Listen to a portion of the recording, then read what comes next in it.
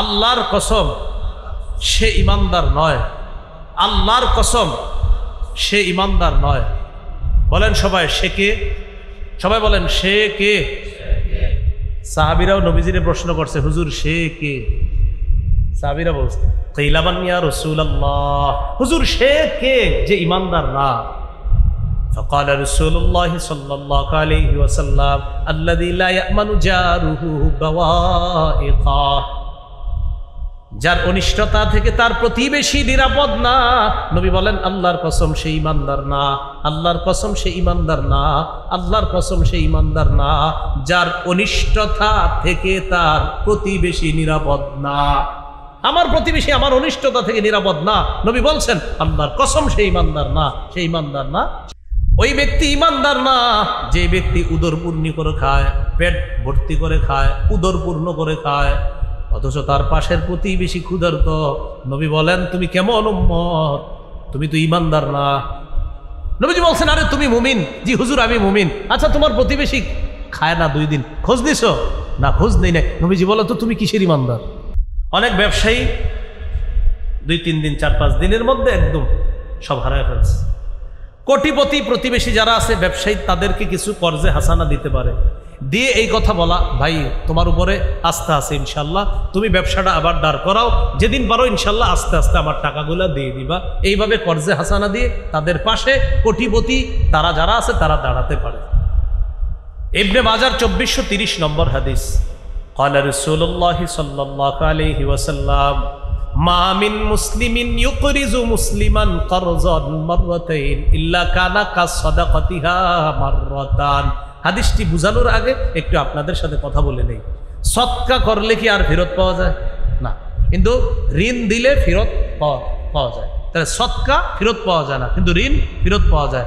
রাসূলুল্লাহ সাল্লাল্লাহু আলাইহি সাল্লাম বলেন, কোনো মুসলমান যদি অন্য কোনো মুসলমানকে 2 বার কর্জে হাসানা দেয়, কয়বার? 2 বার কর্জে হাসানা দেয়, কর্জে হাসানা দিলে এটা ফেরত পাওয়া যাবে। নবীজি বলেন 2 বার দেওয়ার কারণে 1 বার সম্পূর্ণ অর্থগুলা সদকা করার সওয়াবও পেয়ে যাবে। ত্রাণ বিতরণ, এটা তাদের পাশে দাঁড়ানো, আলহামদুলিল্লাহ দাঁড়াইতেছে সবাই।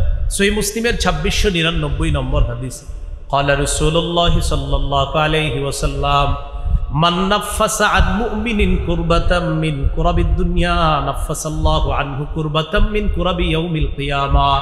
কোন মুসলমান যদি অন্য কোন মুমিনের একটা দুনিয়াবি পেরেশানি দূর করে, আল্লাহ কিয়ামতের ময়দানে তার কঠিন একটা পেরেশানি দূর করে দিবেন। ক্বালা রাসূলুল্লাহ সাল্লাল্লাহু আলাইহি ওয়াসাল্লাম মান ইয়াসসারা আলা মু'সিরিন ইয়াসসারাহুল্লাহু আলাইহি। কোনো ব্যক্তি যদি কঠিন বিপদগ্রস্ত মানুষকে সহজ করে দেয়, তার পাশে দাঁড়ায়। বানভাসী মানুষের মধ্যে এমন এমন মানুষ আছে যাদের কাছে অন্য মানুষ টাকা পায়, কিন্তু এই অবস্থায় ওই লোকটা কোত্থেকে টাকা দিবে বলেন আপনারা? টাকা পাইতো, কিন্তু এই অবস্থা টাকাটা দিবে কোত্থেকে? তো যিনি টাকা পায় তিনি বললেন, যেদিন তুমি পারবা সেদিন টাকাটা দিলেও হবে, এই মুহূর্তে টাকা দেওয়ার প্রয়োজন নাই। নবী বলেন, এই যে তুমি তার জন্য বিষয়টা সহজ করে দিলা, কিয়ামতের ময়দানে কঠিন বিপদ আল্লাহ তোমার জন্য সহজ করে দিবেন।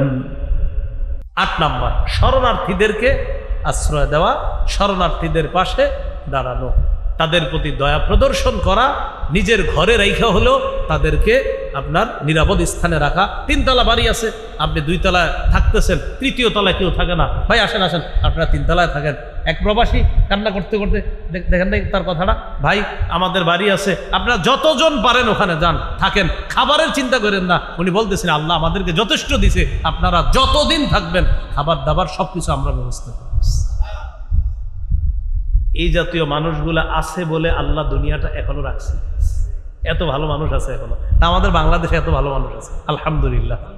আবু দাউদের বর্ণনা 4941 নম্বর হাদিস, ক্বালা রাসূলুল্লাহ সাল্লাল্লাহু আলাইহি ওয়াসাল্লাম ইরহামু মান ফিল আরদি ইয়ারহামকুম মান ফিস সামা। নবীজি বলেন, তোমরা জমিনবাসীর প্রতি দয়া করো, আসমান ওয়ালা তোমাদের প্রতি দয়া করো। সহিহ বুখারীর বর্ণনা 7273 নম্বর হাদিস, 7273 7273। ক্বালা রাসূলুল্লাহ সাল্লাল্লাহু আলাইহি ওয়াসাল্লাম লা ইয়ারহামুল্লাহ মান লা ইয়ারহামুন নাস। যারা মানুষের প্রতি দয়া করে না আল্লাহ তাদের প্রতি দয়া করেন না, যারা মানুষের প্রতি দয়া করে না আল্লাহ তাদের প্রতি দয়া করেন না। আমরা তাদের প্রতি যথাসাধ্য যে যেভাবে পারি দয়া প্রদর্শন করব, তাদেরকে যেভাবে যেখানে নিরাপদ আশ্রয়ে রাখতে পারি এইভাবে তাদের নিরাপত্তা নিশ্চিত করার চেষ্টা করব। স্বেচ্ছায় সুস্থ শরীরে রক্ত দান করা, রক্ত দেওয়া, এটার কারণে যদি একটা মানুষের জীবন বেঁচে যায় দুনিয়ার সবাইকে বাঁচানোর সওয়াব পাবে না, দুনিয়ার সব মানুষ বাঁচানোর সওয়াব। দলিল সূরা মাইদার ৩২ নম্বর আয়াত, আল্লাহ তাআলা বলেন মান আহইয়াহা ফাকান্নামা আহইয়ান নাসা জামিআ। কেউ যদি একটা মানুষের জীবন বাঁচায় সে কেমন যেন সারা পৃথিবীর মানুষের জীবন বাঁচায়। আর কেউ যদি একটা মানুষকে, নিরপরাধ মানুষকে হত্যা করে সে কেমন যেন সারা পৃথিবীর মানুষকে হত্যা করে। ফেরাউনকে মাইরা সব শেষ করো। তো ইতিহাসের কিতাবে আসছে আশুরত পুলিশ বাহিনী কয় কেন বাচ্চা করে কেন মারবো, বাচ্চাও শেষ করে ফেলো। কেন?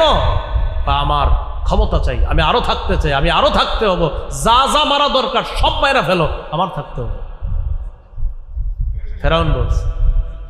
ফেরাউন বলছে এটা যে যত পারো মারো, আমি থাকতে হবে।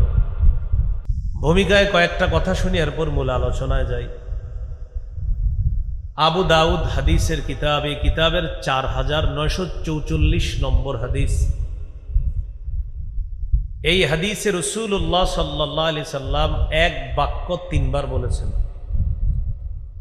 قال رسول الله صلى الله عليه وسلم إن الدين النصيحة إن الدين النصيحة إن الدين النصيحة। এক বাক্য ৩ বার বলেছেন। বাক্যটির অর্থ আমরা সবাই মিলেমিশে যদি করি তাহলে আমাদের অনেক সময় পর্যন্ত এটা মনে থাকবে ইনশাল্লাহ। বলেন, অন্যের কল্যাণ কামনা করাই দিন। অন্যের কল্যাণ কামনা করাই দিন। আবার অন্যের কল্যাণ কামনা করাই দিন। রাসূলুল্লাহ সাল্লাল্লাহু আলাইহি সাল্লাম বাক্যটি কয়বার বলেছেন? তাই আমরা অনুবাদটাও ৩ বার করলাম, অন্যের কল্যাণ কামনা করাই দিন। সহিহ বুখারীর বর্ণনা ৫৭ নম্বর হাদিস। হাদিসের বর্ণনাকারী সাহাবীর নাম জারীর ইবনু আব্দুল্লাহ রাদিয়াল্লাহু তাআলা। তিনি বলেন, বায়াতু রাসূলুল্লাহ সাল্লাল্লাহু আলাইহি ওয়াসাল্লাম আলা ইকামিস সালাহ ওয়া ইতাইজ যাকাহ ওয়ান নুসহি লিকুল্লি মুসলিম। নবীজির সাহাবী জারীর ইবনু আব্দুল্লাহ রাদিয়াল্লাহু তাআলা আনহু বলেন, আমি রাসূলুল্লাহ সাল্লাল্লাহু আলাইহি সাল্লামের কাছে বায়াত হলাম এই শর্তে, আলা ইকামিস সালাহ, আমি নামাজ কায়েম করব, ওয়া ইতাইজ যাকাত, আমি যাকাত আদায় করব, ওয়ান নুসহি লিকুল্লি মুসলিম, আমি প্রত্যেকটা মুসলমানের কল্যাণকামী হব। এই মর্মে আমি নবীর কাছে বায়াত হলাম। তাহলে নামাজ কায়েম করা আমার আপনার আমাদের সকলের দায়িত্ব। যাকাত আদায় করা আমার আপনার সকলের দায়িত্ব। যাদেরকে আল্লাহ যাকাত দেওয়ার তৌফিক দিবে, প্রত্যেকটা মুসলমানের কল্যাণ কামনা করা এটা আমার আপনার সকলের দায়িত্ব। এই দায়িত্ব যথাযথভাবে আল্লাহ পালন করার তৌফিক দান করেন। সহিহ মুসলিম ২৬৯৯ নম্বর হাদিস, ২৬৯৯। মোট হাদিস সংখ্যা হবে ৩০৩৩টা। এই হাদিসের মধ্যে আছে, قال رسول الله صلى الله عليه وسلم الله في عون العبد ما كان العبد في عون أخيه। বান্দা যতক্ষণ তার ভাইকে সহযোগিতা করবে, ভাইয়ের সাহায্যে এগিয়ে যাবে, ততক্ষণ ওই বান্দাকে আল্লাহ সাহায্য করতেই থাকবে। আমি তার সহযোগিতায় এগিয়ে যতক্ষণ যাব ততক্ষণ আল্লাহ আমাকে সাহায্য করতেই থাকবে। এখন আপনাদের অনেকের মনে প্রশ্ন আসতে পারে, হুজুর আমার তো সামর্থ্য নাই, তাই আমি দাঁড়াইতে পারতেছি না, কিন্তু হুজুর আমার সামর্থ্য হইলে আমি ঠিকই দাঁড়াইতাম। এরকম অনেক মানুষ আছে, সামর্থ্য নাই কিন্তু তাদের এরকম মানসিকতা যে সামর্থ্য থাকলে আমি দাঁড়াইতাম। আপনারাও চিন্তা করবেন না, সামর্থ্য যাদের নাই মুখ দিয়ে সুন্দর একটা কথা বলার তো সামর্থ্য আছে। যারা সামর্থ্যবান তাদেরকে গিয়ে বলবেন, ভাইজান আমি তো সামর্থ্যের অভাবে ওই বানভাসী মানুষগুলার পাশে তেমনভাবে দাঁড়াইতে পারি নাই, আমি মাত্র 10 টাকা দিছি বা 20 টাকা দিছি, আপনার তো মাশাল্লাহ কোটি কোটি টাকা, আপনিও যদি একটু সুন্দরভাবে তাদের পাশে দাঁড়াইতেন অনেক ভালো হয়। আপনি তাকে শুধু মুখ দিয়ে বললেন, আর আপনি বলার কারণে বাস্তব অর্থে উনি 2-3 লাখ টাকা তাদের সাহায্যে দান করে দিছে। এই নিয়ে দান করে যে সওয়াব পেয়েছে, আপনি মুখ দিয়ে শুধু বলছেন, এই সওয়াব আপনাকে আল্লাহ দান করেছে। দলিল তিরমিজির বর্ণনা 2670 নম্বর হাদিস, 2670। এই হাদিসের মধ্যে আছে, আন আনাস ইবনে মালিক রাদিয়াল্লাহু তাআলা আন আন্না রাজুলান আতান নবিয়্য সাল্লাল্লাহু আলাইহি ওয়াসাল্লাম ইস্তাহমিলুহু। এক ব্যক্তি রাসূলুল্লাহ সাল্লাল্লাহু আলাইহি সাল্লামের কাছে আসছে বাহন চাওয়ার জন্য, বাহন যেই বাহনের উপরে তিনি চড়বে। ফালাম ইয়াজিদ ইনদাহু মা ইয়াতাহাম্মালু, আল্লাহ নবী তাকে বাহন দেওয়ার মতো কোনো কিছু পায় নাই। নবীজির কাছে এসে বললেন, ইয়া রাসূলুল্লাহ আমার একটা বাহন প্রয়োজন, বাহনের ব্যবস্থা করে দেন। নবী তালাশ করে এমন কোনো বাহন পায় নাই যে বাহনটা ওই ব্যক্তিকে দিতে পারেন, দেওয়ার মতো বাহন নাই। ফাদাল্লাহু আলা আখার, রাসূলুল্লাহ সাল্লাল্লাহু আলাইহি সাল্লাম নিজে যদিও বাহন দিতে পারেননি, নবীজি বলে দিলেন তুমি এক কাজ করো, অমুকের কাছে যাও, আমার কথা গিয়ে বলবা, দেখো তিনি কোনো বাহনের ব্যবস্থা করে দিতে পারেন কিনা। ওই ব্যক্তি তার কাছে গেছে, যাওয়ার পর বললেন, আল্লাহ রাসূল সাল্লাল্লাহু আলাইহি সাল্লাম আপনার ব্যাপারে বলেছেন যে আপনার কাছে একটা বাহন চাওয়ার জন্য, আপনি চাইলে ব্যবস্থা করে দিতে পারেন। সত্যি সত্যি ওই লোক তাকে বাহনের ব্যবস্থা করে দিয়েছে। ফাআতান নবিয়্য সাল্লাল্লাহু আলাইহি ওয়াসাল্লাম ফাআখবারা, বাহন নিয়ে লোকটি আল্লাহ নবীর কাছে আসলেন, আসার পর বললেন, ইয়া রাসূলুল্লাহ সাল্লাল্লাহু আলাইহি ওয়াসাল্লাম যার কাছে আপনি বাহন আনার জন্য পাঠিয়েছেন তিনি আমাকে বাহন দিয়ে দিয়েছেন। নবীজি বললেন, ইন্নাদ দাল্লা আলাল খাইরি কাফাইলিহি, মনে রাখবা যে ব্যক্তি অন্য কাউকে কল্যাণের রাস্তা দেখা দেয়, ওই কল্যাণকর কাজটা ওই মানুষটা করলে যে সওয়াব যিনি রাস্তা দেখা দেয় তাকেও আল্লাহ সেই সওয়াব দিয়ে দেয়। আমি তোমাকে বাহন দেইনি, রাস্তা দেখায় দিছি, ওখানে গেলে পেতে পারো, রাস্তা দেখানোর কারণে আল্লাহ আমাকেও সেই সওয়াব দান করেছে। কি শিখলাম? নিজে যদি তেমন ভাবে সহযোগিতা করতে নাও পারি, মুখ দিয়ে অন্তত কাউরে বলতেও পারি, ভাই আমি পারি নাই তুমি একটু দাও, এই বলার কারণে তিনি যদি সহযোগিতা করেন আল্লাহ তাকে ওই পরিমাণ সওয়াব দান। এই গেল আজকের আলোচনার ভূমিকা। তাহলে আপনারা একটু কষ্ট করে বলেন তো, আজকের আলোচনার শিরোনামটা কি? মানব সেবা। হ্যাঁ, কি শিরোনাম? মানব সেবা। মানব সেবা সম্পর্কে আমরা ভূমিকা জানলাম। এখন আমরা বিস্তারিত আলোচনায় যাই। প্রথমে সংক্ষেপে 10টি কথা মনে রাখবেন, সংক্ষেপে বলি, এরপরে বিস্তারিত বলতেছি। মানব সেবার অনেকগুলো খাত আছে। আজকে আমি আপনাদের সামনে 10টি খাত নিয়ে আলোচনা করব ইনশাআল্লাহ বিইজনিল্লাহি তাআলা। কয়টি খাত? 10টি। তাহলে আমি 10টি বলি, একদম মন দিয়ে শোনেন। মানব সেবার 1 নম্বর খাত এতিমকে লালন পালন করা। 2 নম্বর বিধবা নারীকে সহায়তা প্রদান করা।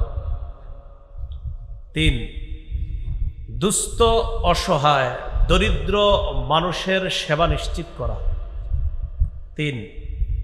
4 নাম্বার যারা রোগী তাদের স্বাস্থ্য সেবা নিশ্চিত করা। 5 প্রতিবেশীর খোঁজ খবর রাখা, বিশেষ করে বন্যা কবলিত মানুষ যারা, এখন এই মানুষগুলার তাদের যারা বড়লোক প্রতিবেশী আছে তাদের এখন দায়িত্ব কর্তব্য ওই বন্যায় যারা ক্ষতিগ্রস্ত হলো তাদের প্রতিবেশী হিসাবে খোঁজখবর নেওয়া। 6 নম্বর, অনেক মানুষ কোটিপতি এই বন্যায় একদম শেষ হয়ে গেছে সব। ফেনীর এক লোকের 8 কোটি টাকার মাছের ঘের শেষ। 8 কোটি, একদম 8 কোটি টাকা একদম শেষ।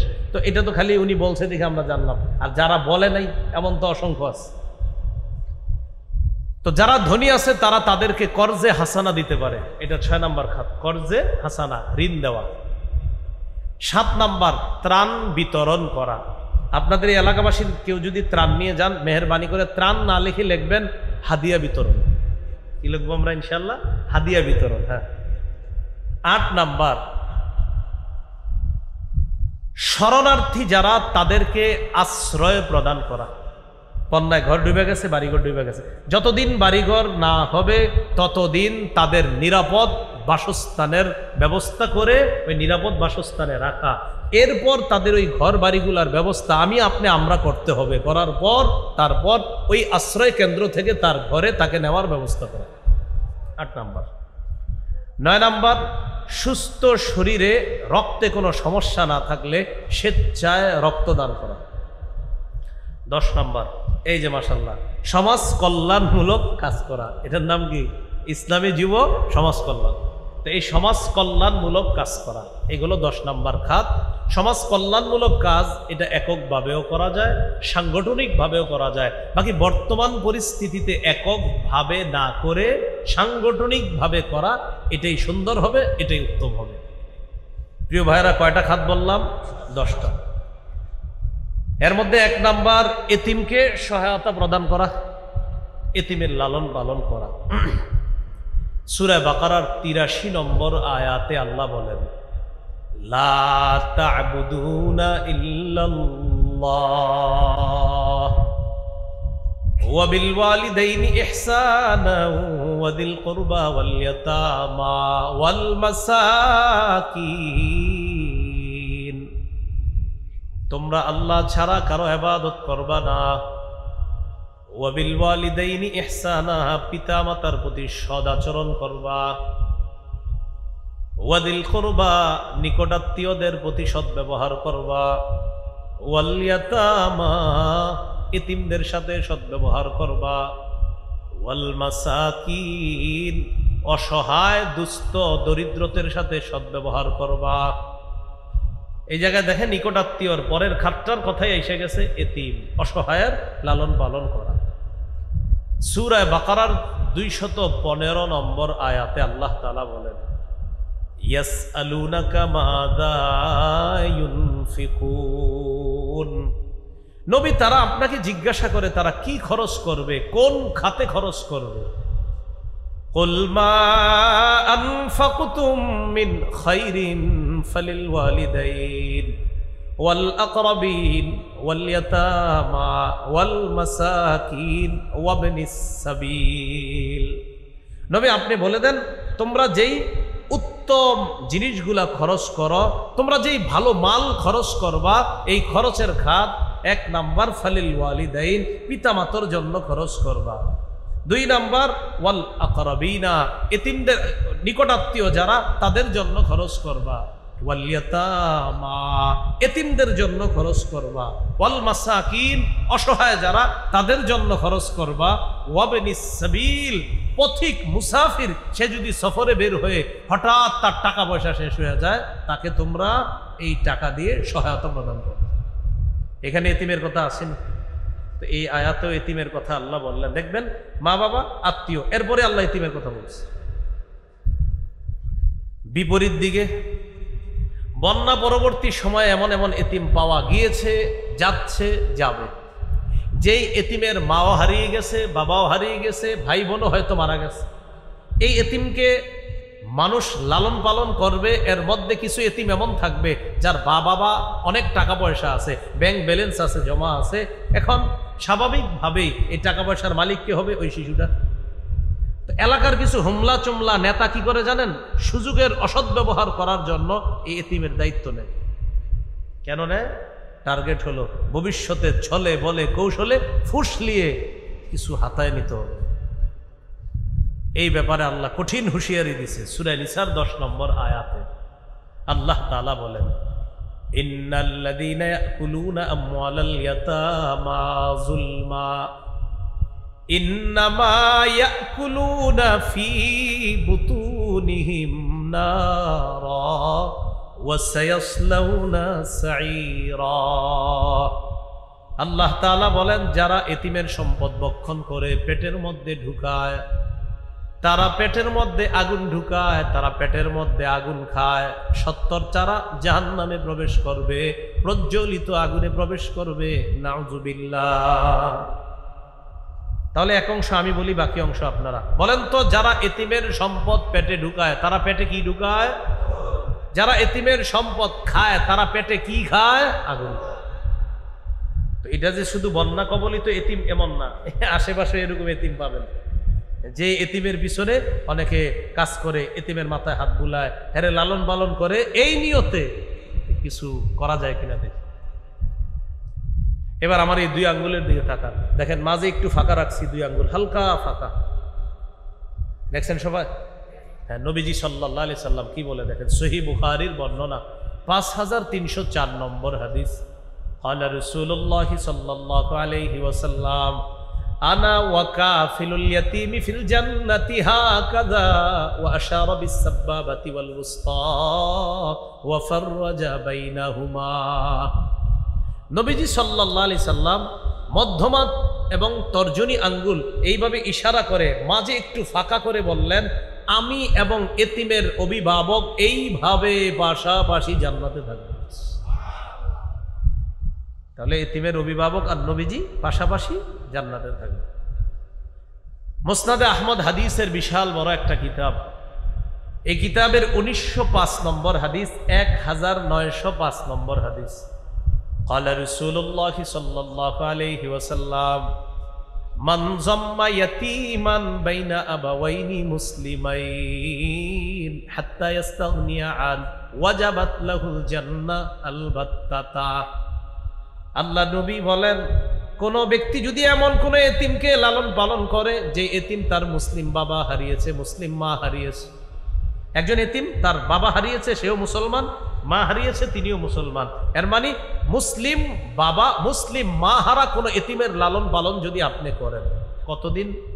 হাত্তা ইয়াস্তাগনিয়া আন, এতিম যতদিন পর্যন্ত চলতে না পারবে, স্বাবলম্বী না হবে, ততদিন পর্যন্ত যদি মুসলমান বাবা মা হারা এতিমকেও লালন পালন করে, নবীজি বলেন ওয়াজাবাত লাহুল জান্নাহ আলবাত্তাতা, তার জন্য অবধারিতভাবে জান্নাত ওয়াজিব হয়ে যায়।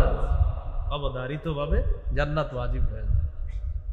এতিম লালন পালন করার চেষ্টা করব, বলেন ইনশাআল্লাহ। আল্লাহ তৌফিক দান করেন। আজকের আলোচনার শিরোনাম জানি কি ভাইয়ারা? কয় নম্বর খাত গেল? 1 নম্বর এতিম। 2 নম্বর খাত মনে আছেন? বিধবা, অসহায় যারা, তাদেরকে সহায়তা প্রদান করা। বন্যা পরবর্তী সময়ে এমন নারী পাওয়া যাবে যারা তার স্বামী হারিয়েছে, আবার এমন পুরুষও পাওয়া যাবে যিনি তার স্ত্রীকে হারিয়েছেন। তো আমরা আল্লাহর কাছে আশাবাদী ইনশাআল্লাহ, একজন পুরুষ চেষ্টা করে ইনশাআল্লাহ আবার ঘুরে দাঁড়াবে, একজন পুরুষ, এবং এটা তার পক্ষে একটু সহজ। কিন্তু একজন নারী যিনি তার স্বামীকে হারিয়েছেন, তিনি নারী হওয়ার কারণে এবং তিনি দুর্বল হওয়ার কারণে তুলনামূলক তিনি কিন্তু এত সহজে যে ঘুরে দাঁড়াবেন, এটা তার পক্ষে কষ্টকর। এজন্যই শরীয়তের দিক নির্দেশনা হলো, বিধবা অসহায় নারী যারা, তাদের যথাযথ সম্মান রেখে তাদের কাছে সহায়তা প্রদান করা, মুসলমানরা যেন তাদের কাছে সহায়তা পৌঁছায় দেয়। সহিহ বুখারীর বর্ণনা 5353 নম্বর হাদিস। এই হাদিসের মধ্যে আছে, ক্বালা রাসূলুল্লাহ সাল্লাল্লাহু আলাইহি ওয়াসাল্লাম আস-সাঈ আলাল আরমিলাতি ওয়াল মিসকিন কাল মুজাহিদি ফি সাবিলিল্লাহ আবিস-সাইমিন নাহার আল কাইমিল লাইল। কোন ব্যক্তি যদি আল্লাহর রাস্তায় জিহাদ করে, জিহাদ করলে যে সওয়াব, সারা রাত নফল নামাজ পড়লে যে সওয়াব, সারা দিন নফল রোজা রাখলে যে সওয়াব। কয়টা সওয়াবের কথা বললাম? 3টা। জিহাদ করলে যে সওয়াব, সারা রাত নফল নামাজ পড়লে যে সওয়াব, সারাদিন নফল রোজা রাখলে যে সওয়াব, কোনো ব্যক্তি যদি বিধবা নারীকে সহায়তা প্রদান করে, তার কাছে সহায়তা পৌঁছায় দেয়, মুজাহিদের যে সওয়াব, সারা রাত নফল আদায়কারীর যে সওয়াব, সারাদিন রোজা রাখার যে সওয়াব, ওই বিধবাকে সহায়তা প্রদানকারীর আমল নামায় এই পরিমাণ সওয়াব আল্লাহ লিপিবদ্ধ করে দেয়। বিধবাকে সহায়তা প্রদান করা জিহাদের সওয়াব, বিধবাকে সহায়তা প্রদান করা সারা রাত তাহাজ্জুদ পড়ার সওয়াব, বিধবাকে সহায়তা প্রদান করা সারাদিন নফল নামাজ পড়ার সওয়াব। আল্লাহ আমাদেরকে কথাগুলোর উপর আমল করার তৌফিক দান করেন। এগুলো 2 নম্বর খাত। মানব সেবার 3য় খাত, দুস্থ অসহায় মানুষগুলার পাশে দাঁড়ানো। আলহামদুলিল্লাহ সুম্মা আলহামদুলিল্লাহ, সবাই একবার আলহামদুলিল্লাহ পড়েন। এরপরে বলতেছি, যে কোনো দুর্যোগে আমরা দেখেছি, ইতিহাস সাক্ষী, সবাই আসে, যে সর্বপ্রথম ওলামায়ে কেরাম আসে। যে কোনো দুর্যোগে সর্বপ্রথম ওলামায়ে কেরাম এগিয়ে আসে। তবে এইবারের বন্যায় আমার কাছে মনে হলো ওলামায়ে কেরামের পাশাপাশি সারা বাংলাদেশ এক হয়ে গেছে। সারা বাংলাদেশ, আমার কেন জানি মনে হইতেছে এইবার এই বন্যাকে কেন্দ্র করে সারা বাংলাদেশকে আল্লাহ এক বানায় দিচ্ছে। এবং কেমন যেন এমন বার্তা দিচ্ছে, ভবিষ্যতে এই দেশ নিয়ে কেউ যদি ষড়যন্ত্র করে, আমরা সারা বাংলাদেশের সবাই এখন এক হয়ে এই ষড়যন্ত্রের মোকাবেলা করব ইনশাআল্লাহ। এই জন্য এই দেশ নিয়ে ষড়যন্ত্র করতে হলে 10 বার ভাবতে হবে। ভবিষ্যতে ষড়যন্ত্র করতে হলে বলে দিবেন, আমরা সবাই মিলে একটা বাংলাদেশ। আপনারা লক্ষ্য করে দেখবেন, আলেমদের পাশাপাশি ছাত্ররা, হিন্দুরা, বৌদ্ধ, খ্রিস্টানরা পর্যন্ত দান করতে, এরকম এক হয়ে গেছে বাংলাদেশ। অতীতে আপনি পাবেন না। এই বাংলাদেশের একতা যদি থাকে, ইনশাআল্লাহ ইনশাআল্লাহ ইনশাআল্লাহ এই একতাবদ্ধ জাতি একদিন বলবে, এদেশে আরো শান্তির জন্য রাষ্ট্রীয়ভাবে ইসলাম চাই। কি চাই? প্রশ্ন হতে পারে কেন? বললাম তো, বিধর্মী যারা, তারাও একদিন বলবে, হুজুর ইসলাম কায়েম হয়ে গেলে মনে হয় আমরাও শান্তিতে থাকবো। তারা বলবে, এটাই বাস্তবতা। কোন দেশের রাষ্ট্র ধর্ম যখন ইসলাম হয়ে যাবে, কোর্ট, হাইকোর্ট, সুপ্রিম কোর্ট, সংসদ যখন কোরআন অনুযায়ী চলবে, এবং অমুসলিম কলিগ যারা আছে আপনাদের, তাদেরকে বুঝান যে ইসলাম কায়েম হয়ে গেলে আমরাও শান্তিতে থাকব, তোমরাও শান্তিতে থাকবা। একমাত্র ধর্ম ইসলাম, যে ইসলাম ধর্ম মুসলমান সহ অন্যান্য সমস্ত জাতি বর্ণ সবার শান্তি নিরাপত্তা নিশ্চিত করে যেই ধর্ম, এটার নাম ইসলাম। সবাইকে আপনি রাস্তায় হেঁটে হেঁটে বলবেন, আপনার হিন্দু প্রতিবেশীকে বলবেন যে ভাই, ইসলাম যদি কায়েম হয়ে যায় দেশে, তোমরাও শান্তিতে থাকবা। তোমাদের উপর যদি আঘাত আসে, ইসলামের মানুষগুলা সর্বপ্রথম এই আঘাত মোকাবেলা করবে। মন্দির পাহারা দিছে কারা? মুসলমানরা। বাস আলেমদের, ঠিক আলেম সহ সবাই বাস বলবেন মুসলমানরা। মন্দির পাহারা দিছে কারা? মুসলমান। এই যে মুসলমানরা এই কাজগুলা করছে, এই জন্য এদেরকে বুঝাবেন যে দেখো, ইসলাম যদি কায়েম হয়ে যায় সবাই শান্তিতে থাকবে। আল্লাহ কথাগুলা বুঝার তৌফিক দান করেন। তো অসহায় দুস্থ যারা, তাদের সেবা নিশ্চিত করা। অসহায় মানুষদের পাশে দাঁড়ানো মানে জান্নাতের ঘাটি অতিক্রম করা। সুবহানাল্লাহ। সূরা বালাদের 14 থেকে 16 নম্বর আয়াতে আল্লাহ বলেন, আও ইতআমুন ফি ইয়াউমিন যী মাসগাবা ইয়াতীমান যা মাকরাবা আও মিসকিনান যা মাতরাবা। আল্লাহ তাআলা বলেন, হাবিব আপনি আপনার উম্মতকে জানায়া দেন, জান্নাতের ঘাটি যদি তারা অতিক্রম করতে চায়, কিছু আমল করা তাদের দরকার। আও ইতআমুন ফি ইয়াউমিন যী মাসগাবা, ক্ষুধার দিনে যেন মানুষকে তারা খাওয়ায়। ইয়াতীমান যা মাকরাবা, এতিমকে যেন তারা খাওয়ায়। মাকরাবা, যা মাকরাবা, নিকট আত্মীয়কে যেন খাওয়ায়। আও মিসকিনান যা মাতরাবা, ভুলুণ্ঠিত অভাবগ্রস্ত মানুষগুলাকে যেন তারা খাওয়ায়। এতিমকে খাওয়ানো, ক্ষুধার্তকে খাওয়ানো, ভুলুণ্ঠিত অভাবগ্রস্ত মানুষকে খাওয়ানো। আল্লাহ তাআলা বলেন, এর অর্থ হলো তুমি জান্নাতের ঘাটি অতিক্রম করেছ।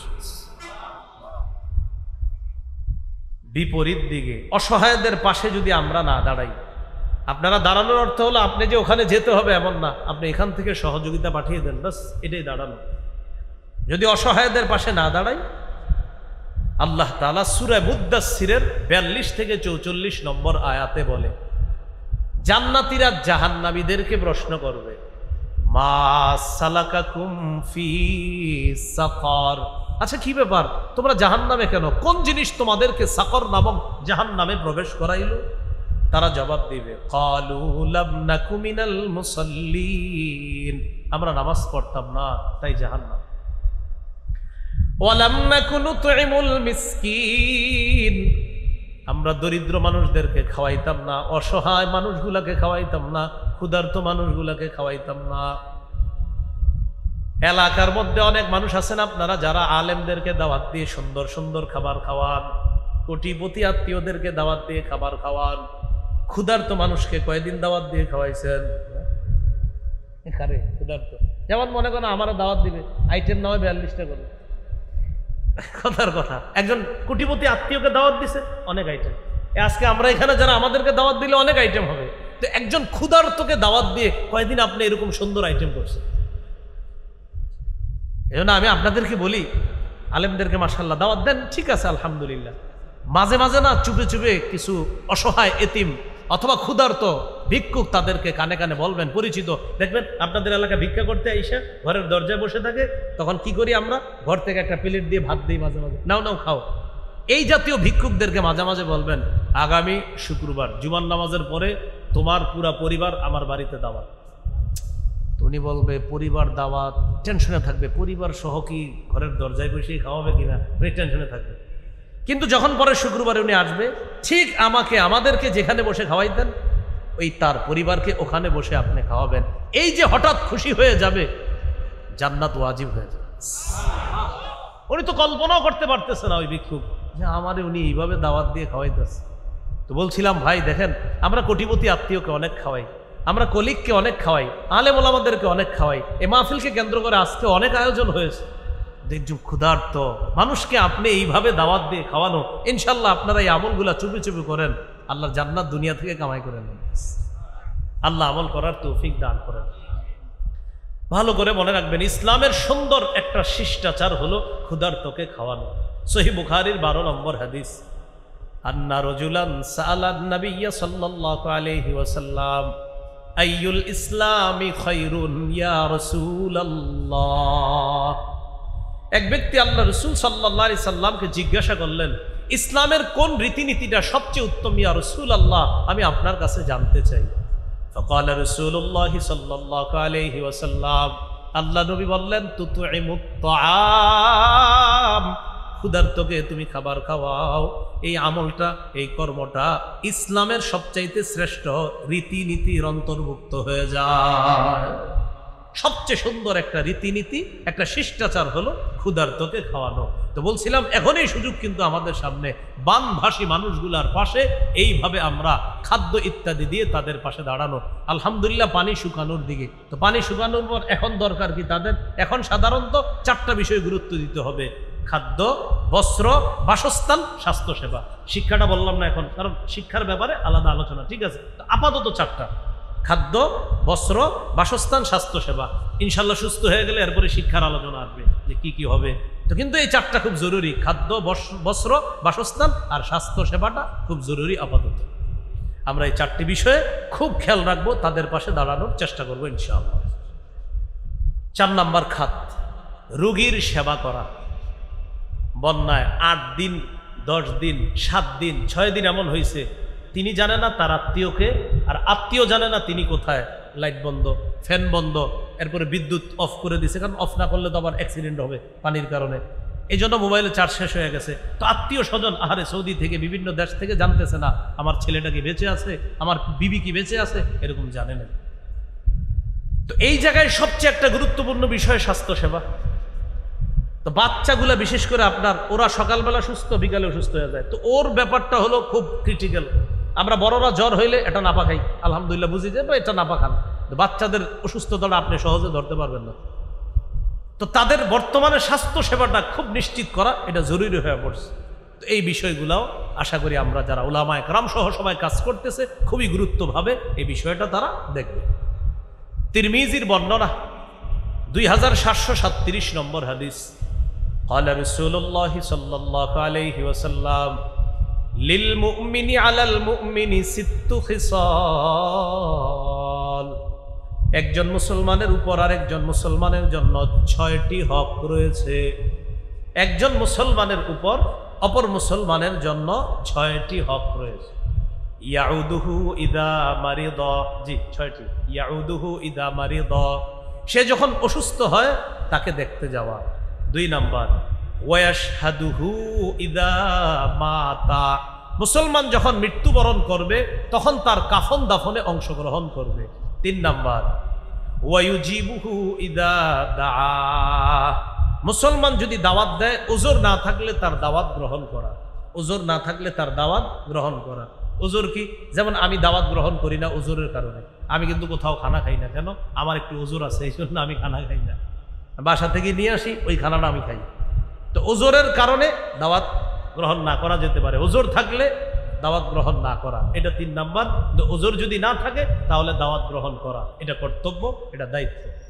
4 নাম্বার ওয়ায়ুসাল্লিমু আলাইহি ইযা লাকিয়া, মুসলমান মুসলমানের সাথে সাক্ষাৎ হলে সালাম দেওয়া। একটু আমার সাথে সবাই বলেন, আমরা সালামের অপেক্ষা করব না, আমরাই প্রথম সালাম দিব।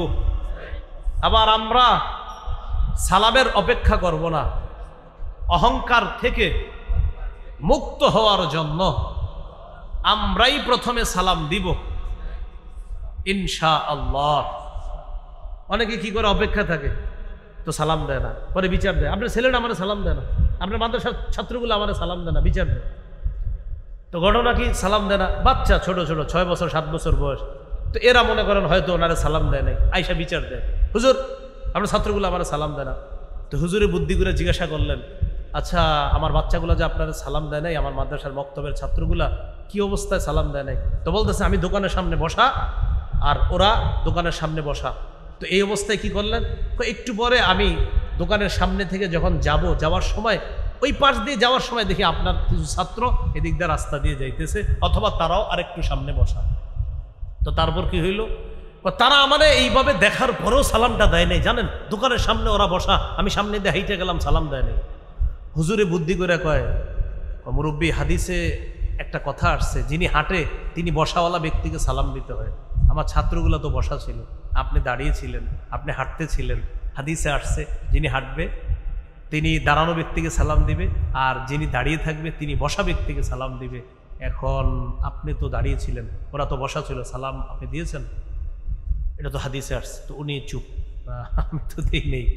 আমি আপনাদেরকে যেটা বলতেছি, আমরা সালামের অপেক্ষা না করি, আমরাই সালাম দিব।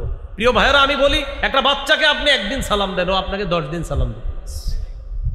তো 4 নাম্বার ওয়ায়ুসাল্লিমু আলাইহি ইযা লাকিয়া, মুসলমানের সাথে সাক্ষাৎ হলে তাকে সালাম দেওয়া। 5 নম্বর ওয়ায়ুশাম্মিতুহু ইযা আতাসা, মুসলমান হাঁচি দিবে, দেওয়ার পর মুসলমান বলবে আলহামদুলিল্লাহ, আপনি জবাবে বলবেন ইয়ারহামুকাল্লাহ। 6 নম্বর ওয়ানসাহু লাহু ইযা গাবা আও শাহিদা, মুসলমান আপনার সামনে থাক অথবা না থাক, সদা সর্বদা মুসলমানের কল্যাণ কামনা করা।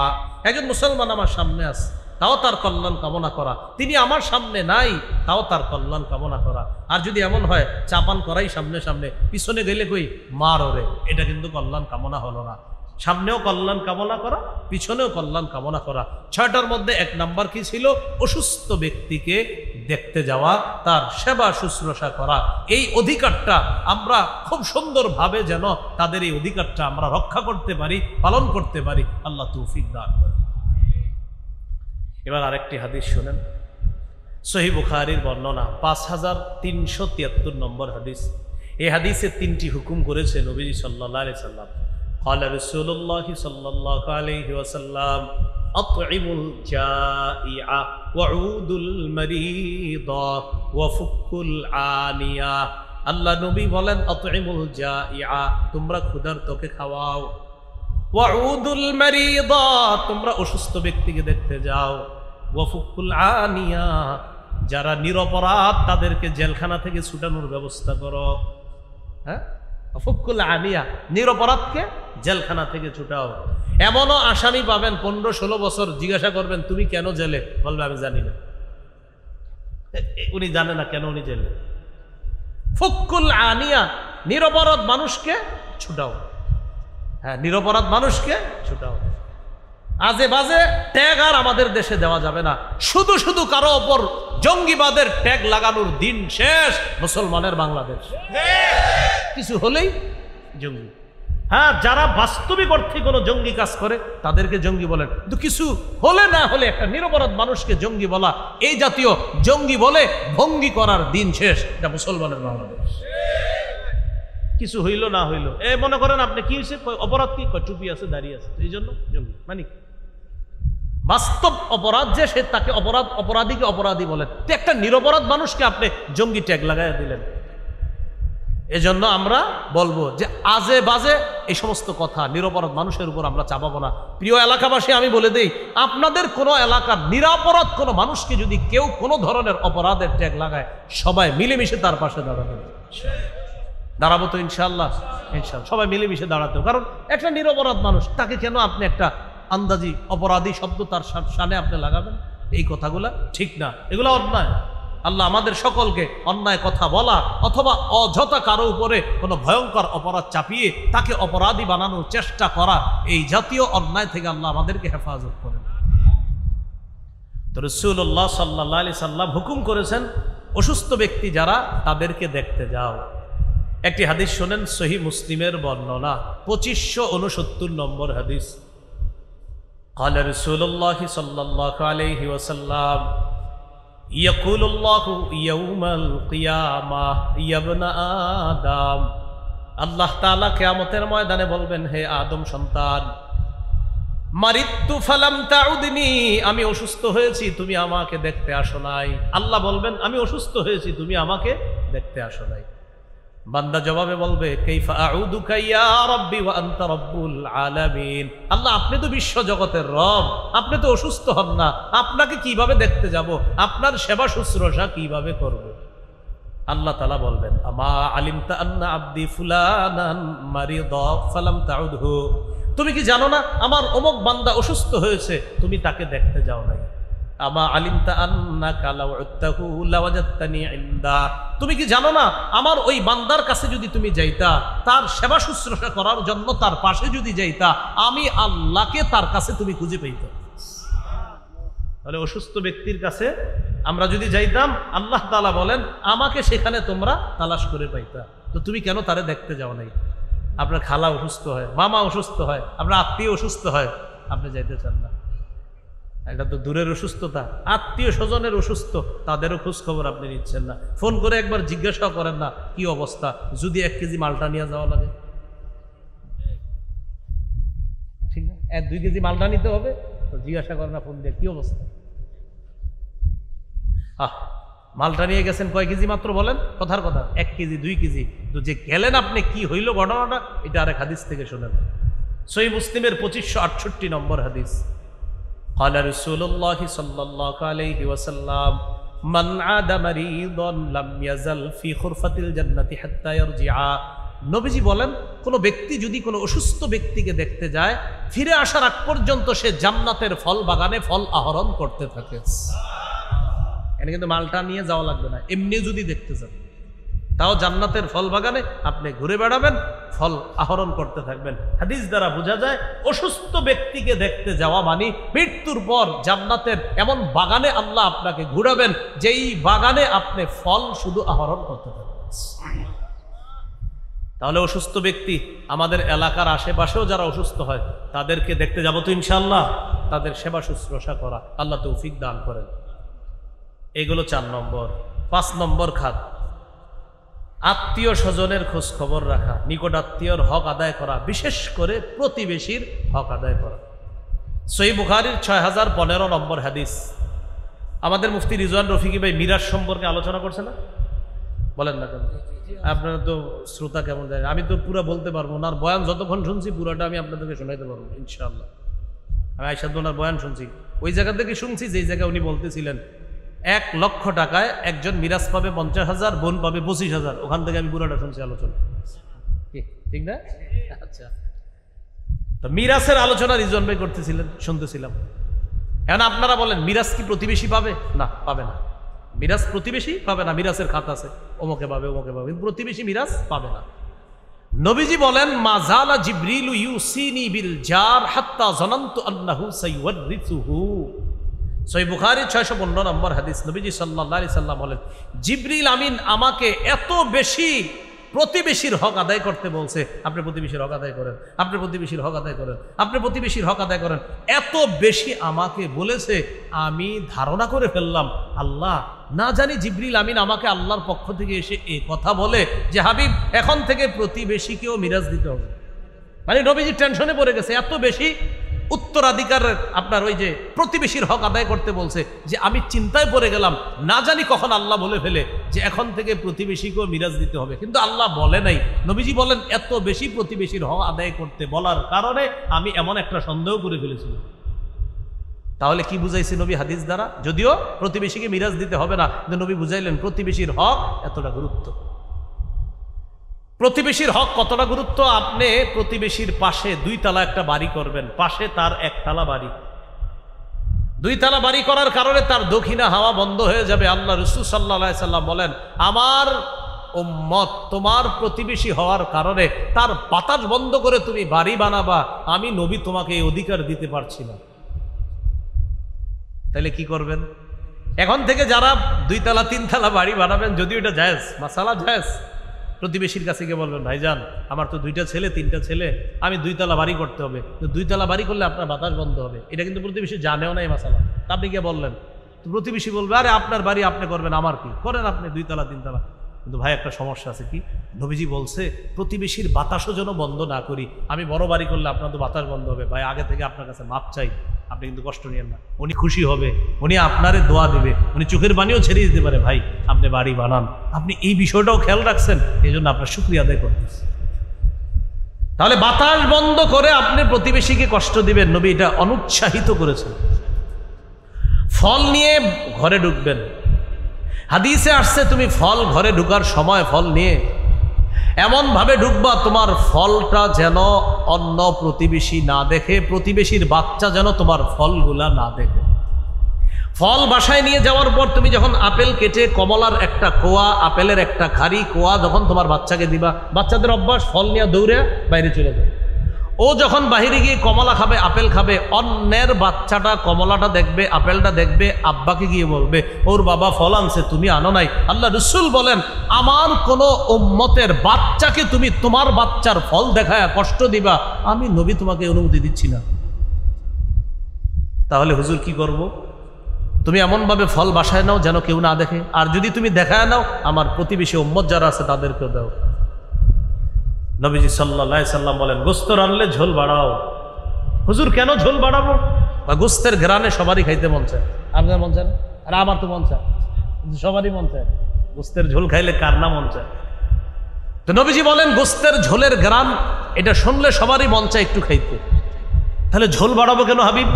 তুমি যদি প্রতিবেশীকে গোস্ত দিতে নাও পারো, অন্তত ঝোল পাঠায়া দিবা যেন ঝোলে ভিজায় ভিজায় রুটি খেতে পারে, ভাত খেতে পারে, যদি গোস্ত দিতে না পারো। আর যদি বলো না প্রতিবেশীকে দিবা না, এমনভাবে গোস্ত ইলিশ মাছ রান্না করতে হবে যেন এটার ঘ্রাণ বাহিরে না যায়। প্রতিবেশীর হক। প্রিয় ভাইরা, আমি কি আপনাদেরকে প্রতিবেশীর কথাটা বুঝাইতে পারছি? হ্যাঁ, এতটাই গুরুত্ব। তো বলছিলাম এই মুহূর্তে বানভাসী যারা আছে তাদের কিছু প্রতিবেশী আছে কোটিপতি ধনী মানুষ, এই মুহূর্তে তাদের সর্বোচ্চ খবর নেওয়া দরকার যে তারা কেমন আছে, ভালো আছে কিনা। আল্লাহ কথাগুলার গুরুত্ব অনুধাবন করার তৌফিক দান করেন।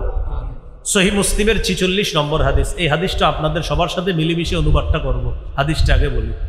ক্বালা রাসূলুল্লাহ সাল্লাল্লাহু আলাইহি ওয়াসাল্লাম ওয়াল্লাহি লা ইউমিনু ওয়াল্লাহি লা ইউমিনু ওয়াল্লাহি লা ইউমিনু। রাসূলুল্লাহ সাল্লাল্লাহু আলাইহি সাল্লাম বলেন সবাই, আল্লাহর কসম সে ইমানদার নয়, আল্লাহর কসম সে ইমানদার নয়, আল্লাহর কসম সে ইমানদার নয়। বলেন সবাই সে কে? সবাই বলেন সে কে? সাহাবীরাও নবীজিরে প্রশ্ন করছে, হুজুর সে কে? সাহাবীরা বলছে, কিলা মান ইয়া রাসূলুল্লাহ, হুজুর সে কে যে ঈমানদার না? فقال رسول الله صلى الله عليه وسلم الذي لا يأمن جاره بوائقه, যার অনিষ্টতা থেকে তার প্রতিবেশী নিরাপদ না।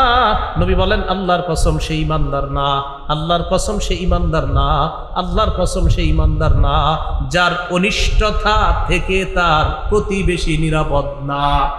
আমার প্রতিবেশী আমার অনিষ্টতা থেকে নিরাপদ না, নবী বলছেন আল্লাহর কসম সে ঈমানদার না, সে ঈমানদার না, সে ঈমানদার না। আরেকটি হাদিস বলি, আস-সিলসিলাতুস সহিহা 146-149 নম্বর হাদিস। قال رسول الله صلى الله عليه وسلم ليس المؤمن الذي يشبع وجاره جائع إلى جنبه। নবীজি বলেন ওই ব্যক্তি ঈমানদার না যে ব্যক্তি পেট ভরে খায় আর তার প্রতিবেশী না খেয়ে কাটায়। ওই ব্যক্তি ঈমানদার না যে ব্যক্তি উদরপূর্ণ করে খায়, পেট ভর্তি করে খায়, উদরপূর্ণ করে খায়, অথচ তার পাশের প্রতিবেশী ক্ষুধার্ত। নবী বলেন তুমি কেমন উম্মত, তুমি তো ঈমানদার না। নবীজি বলছেন আরে তুমি মুমিন? জি হুজুর আমি মুমিন। আচ্ছা তোমার প্রতিবেশী খায় না 2 দিন, খোঁজ নিছো? না খোঁজ নেই নাই। নবীজি বলো তো তুমি কিসের ঈমানদার? আল্লাহ কথাগুলো বোঝার তৌফিক দান করেন। ভাই কথাগুলো মনে থাকবে তো ইনশাআল্লাহ। এগুলো 5 নম্বর খাত। 6 নম্বর কর্জে হাসানা দেওয়া। অনেক ব্যবসায়ী 2-3 দিন 4-5 দিনের মধ্যে একদম সব হারায় ফেলছে। কোটিপতি প্রতিবেশী যারা আছে ব্যবসায়ী, তাদেরকে কিছু কর্জে হাসানা দিতে পারে, দিয়ে এই কথা বলা ভাই তোমার উপরে আস্থা আছে ইনশাল্লাহ, তুমি ব্যবসাটা আবার দাঁড় করাও, যেদিন পারো ইনশাল্লাহ আস্তে আস্তে আমার টাকাগুলো দিয়ে দিবা। এইভাবে কর্জে হাসানা দিয়ে তাদের পাশে কোটিপতি তারা যারা আছে তারা দাঁড়াতে পারে। ইবনে মাজার 2430 নম্বর হাদিস। قال رسول الله صلى الله عليه وسلم মা মিন মুসলিমিন ইউকরিজু মুসলিমান কারযান মাররাতাইন ইল্লা কানা কাসাদাকাতিহা মাররাতান। হাদিসটি বুঝানোর আগে একটু আপনাদের সাথে কথা বলে নেই। সদকা করলে কি আর ফেরত পাওয়া যায়? না, কিন্তু ঋণ দিলে ফেরত পাওয়া যায়। তাহলে সদকা ফেরত পাওয়া যায় না, কিন্তু ঋণ ফেরত পাওয়া যায়। রাসূলুল্লাহ সাল্লাল্লাহু আলাইহি সাল্লাম বলেন কোনো মুসলমান যদি অন্য কোনো মুসলমানকে 2 বার কর্জে হাসানা দেয়, কয়বার? 2 বার কর্জে হাসানা দেয়, কর্জে হাসানা দিলে এটা ফেরত পাওয়া যাবে।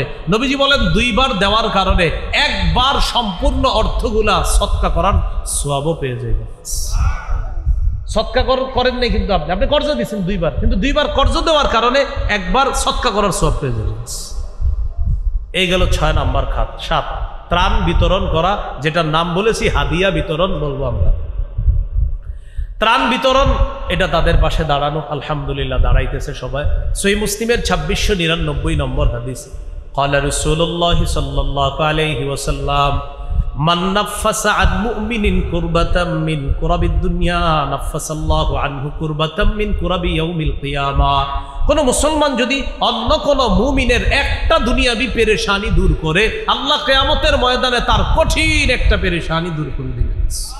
একটা পেরেশানি দুনিয়াবি দূর করেন, কিয়ামতের ময়দানে কঠিন পেরেশানি আল্লাহ দূর করবেন।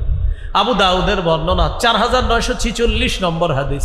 قال رسول الله صلى الله عليه وسلم من يسر على معسر يسره الله عليه। কোন ব্যক্তি যদি কঠিন বিপদগ্রস্ত মানুষকে সহজ করে দেয়, তার পাশে দাঁড়ায়।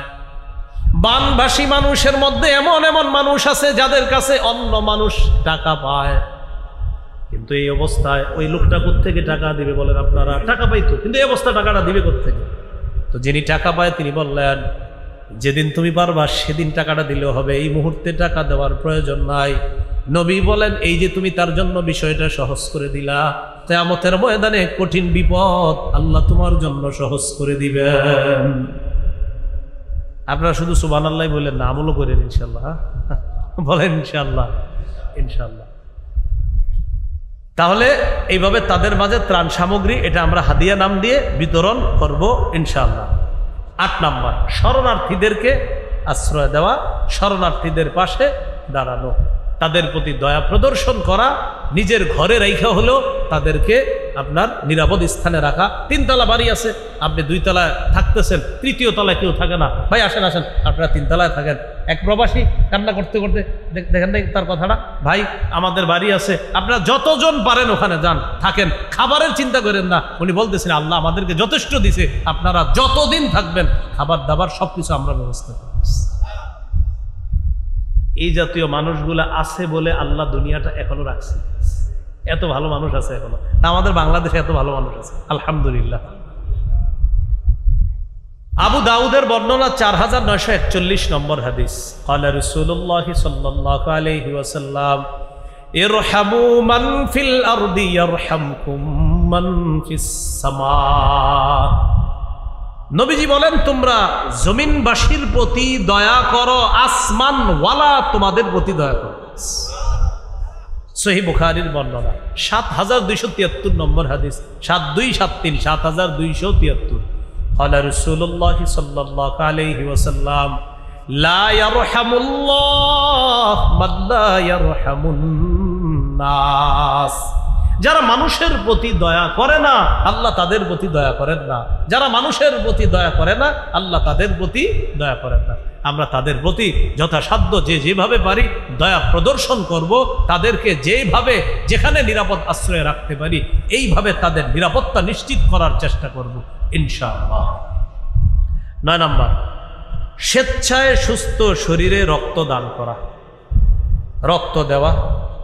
এটার কারণে যদি একটা মানুষের জীবন বেঁচে যায় দুনিয়ার সবাইকে বাঁচানোর সওয়াব পাবে না, দুনিয়ার সব মানুষ বাঁচানোর সওয়াব।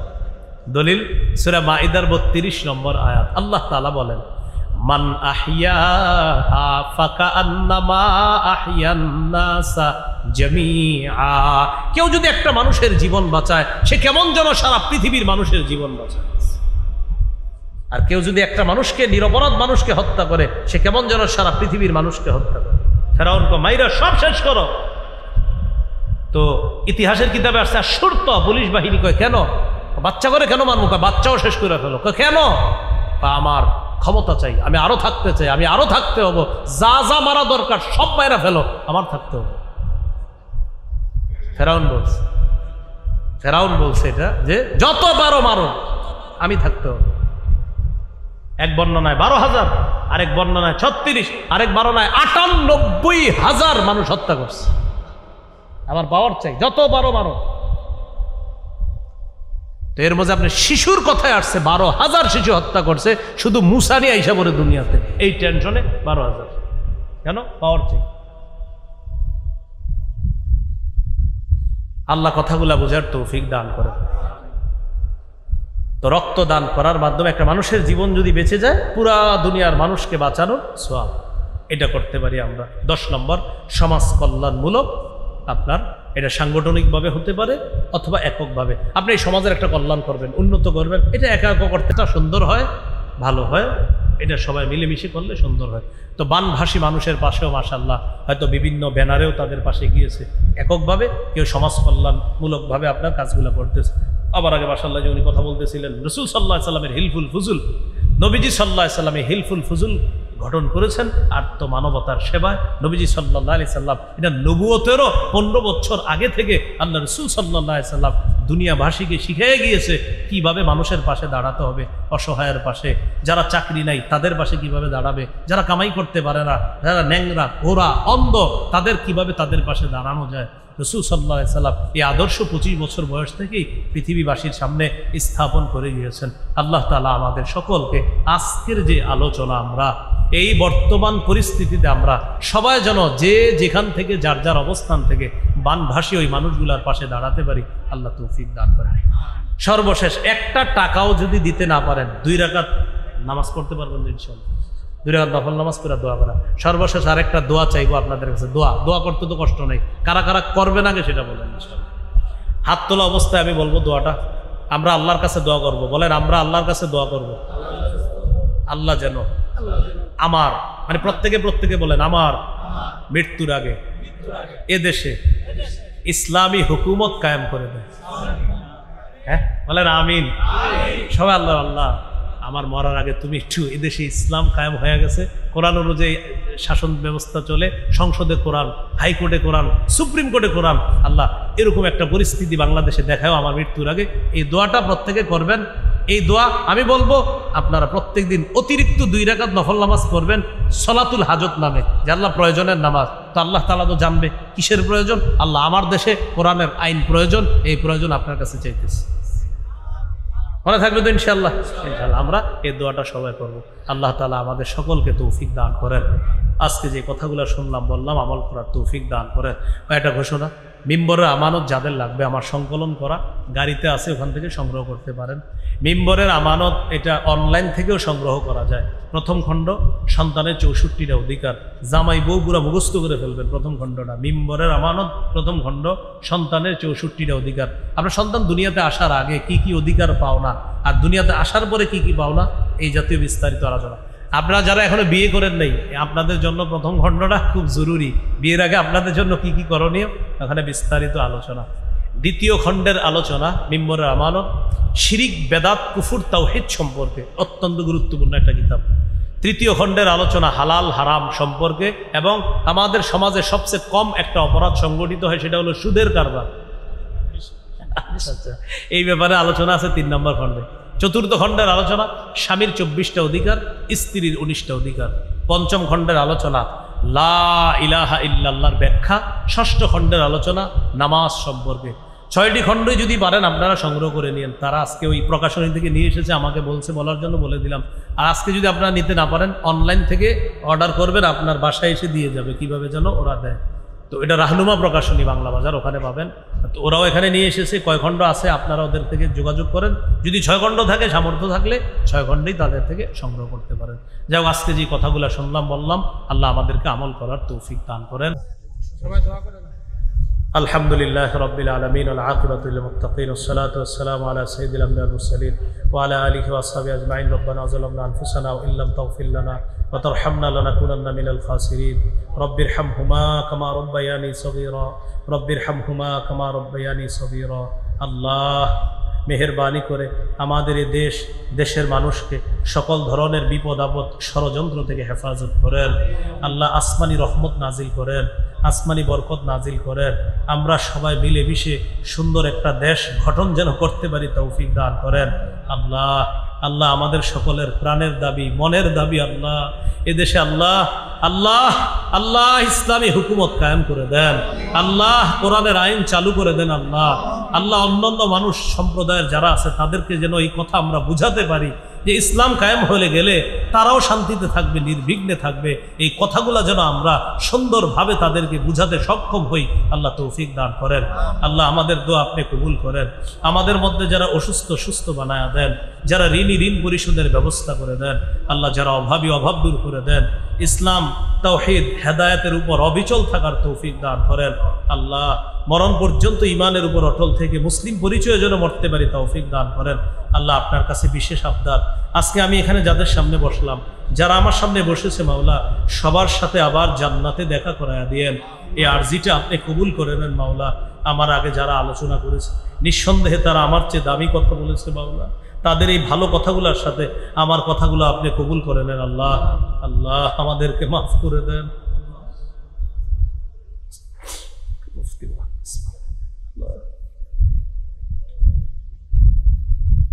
অনাগত সন্তান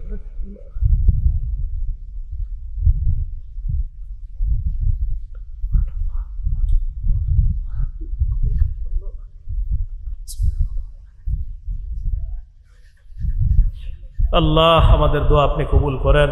আল্লাহ আগামীকাল হেফাজতে ইসলামের মহাসমাবেশকে আপনি কবুল করেন। শান্তির সাথে নিরাপদে যেন তারা আয়োজনটা সম্পন্ন করতে পারে, তৌফিক দান করেন। ষড়যন্ত্রকারীদের ষড়যন্ত্র থেকে আগামীকালের এই আয়োজনকে আপনি হেফাজত করেন মাওলা। আল্লাহ আমাদের দোয়া আপনি কবুল করেন। বানভাসী মানুষগুলার যা যা প্রয়োজন আল্লাহ, তারা যা হারিয়েছে এর চাইতে দ্বিগুণ ব্যবস্থা করে দেন আল্লাহ। আল্লাহ তারা যা হারিয়েছে এর চাইতে দ্বিগুণ ব্যবস্থা করে দেন মাওলা। আল্লাহ আমাদের দোয়া আপনি কবুল করেন। আল্লাহ আমাদের দোয়া আপনি কবুল করেন। বন্যার কারণে যারা এতিম হয়েছে যারা বিধবা হয়েছে, যারা অসহায় দুস্থ, আল্লাহ তাদের সকলের নিরাপত্তা, স্বাস্থ্যসেবা, খাদ্য, বাসস্থান যেন আল্লাহ আমরা মুসলমানরা যেন নিশ্চিত করতে পারি তৌফিক দান করেন। আল্লাহ আমাদের দোয়া আপনি কবুল করেন। ربنا تقبل منا إنك أنت السميع العليم وتب علينا إنك أنت التواب الرحيم صلى الله تعالى على خير خلقه محمد وعلى آله وأصحابه أجمعين سبحان ربك رب العزة عما يصفون سلام على المرسلين الحمد لله رب العالمين السلام عليكم